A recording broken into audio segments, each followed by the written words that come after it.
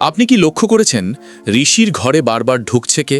আর কেন সেই মানুষটা শুধু ঋষিকেই সবকিছু জানাতে চাইছে? আজকের জোয়ার ভাটার নতুন প্রোমো দর্শকদের সামনে এমন এক রহস্য এনে দিয়েছে যা গল্পকে একেবারে অন্য স্তরে নিয়ে গেছে। আদালত থেকে নির্দোষ প্রমাণিত হয়ে ঋষি যখন বাড়ি ফিরে আসে, ঠিক সেদিনই উজির পরিবারের উদ্দেশ্যে পাঠানো হয় একটি রহস্যময় ছবি। ছবিটা প্রথমে উজির হাতে যায়। ছবি দেখেই সে স্পষ্টভাবে ঘাবড়ে যায় এবং দ্রুত সেটি বদলে দেওয়ার চেষ্টা করে। কিন্তু এখানেই গল্প থেমে থাকে না। প্রমোতে পরিষ্কারভাবে দেখা যায় এক মুখোশধারী ব্যক্তি গোপনে ঋষির ঘরে ঢুকে আবার সেই ছবিটাই রেখে চলে যায়। অর্থাৎ কেউ চাইছে না যে এই প্রমাণ নষ্ট হোক। ছবির মধ্যে রয়েছে নিশা ও উজির মুখ, যদিও তাদের আসল পরিচয় লোকোতে ছবির মুখ ইচ্ছাকৃতভাবে নষ্ট করা হয়েছে। এই ছবিটা পরে পৌঁছে যায় অফিসার জিৎ বসুর হাতে। সেখান থেকেই শুরু হয় সবচেয়ে বড় প্রকাশ। জিৎ বসু ঋষিকে জানায় যে বিতান আসলে হরিপ্রসাদ বাবুর ছেলে এবং হরিপ্রসাদ বাবু এখন মৃত।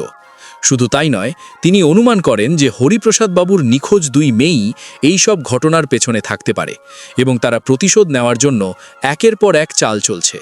এই কথা শোনার পর ঋষি, মেশো এবং শঙ্খ তিনজনই চরমভাবে চমকে ওঠে। একই সঙ্গে প্রমোতে দেখা যায় উজি এবং নিশার প্রতিক্রিয়া। উজির হাত থেকে গ্লাস পড়ে ভেঙে যায়, যা স্পষ্ট করে দেয় যে এই রহস্য তাদের ভেতরেও আতঙ্ক সৃষ্টি করেছে। এখন সবচেয়ে গুরুত্বপূর্ণ প্রশ্ন একটাই, এই মুখোশধারী কে, যে নিশা ও উজির আসল পরিচয় জানে কিন্তু তাদের সঙ্গে সরাসরি যোগাযোগ না করে শুধু ঋষির কাছেই পৌঁছতে চাইছে? আরও বড় বিষয় হলো, সে সব তথ্য এখনও ঋষিকে পুরোপুরি জানাচ্ছে না। তাহলে কি আরও বড় কোনো সত্য লুকিয়ে আছে যা সামনে এলে পুরো গল্পটাই বদলে যাবে? জোয়ার ভাটা এখন এমন এক পর্যায়ে দাঁড়িয়ে যেখানে প্রতিটা পর্বেই নতুন ক্লু বেরিয়ে আসছে এবং রহস্য আরও গভীর হচ্ছে। সামনে আসা পর্বগুলোতে এই মুখোশধারীর পরিচয় প্রকাশ পাবে নাকি আরও বড় কোনো টুইস্ট অপেক্ষা করছে, সেটাই এখন দেখার। আপনাদের মনে হয় এই মুখোশধারী কে আর কার উদ্দেশ্যে সেই খেলাটা খেলছে? আপনার মতামত অবশ্যই কমেন্টে জানান।